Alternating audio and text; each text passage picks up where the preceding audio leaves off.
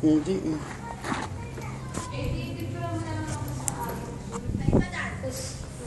Pinibidyo ko nga eh. Ha? Ah, pinibidyo mo? Ah. Gusto mo ko sa akin may tahimik. Paayos na rin mo ba? Sabi eh,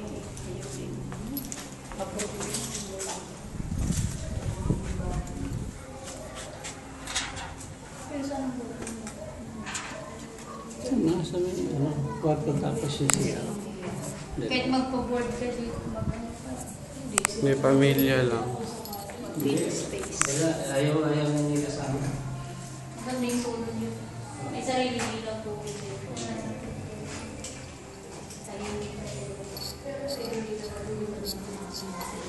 Hindi. First time lang na po. Baka pagawa nga lang nito niya. Pamangkin ako. May isang taon, may siya. Nag-hinlong din niya yung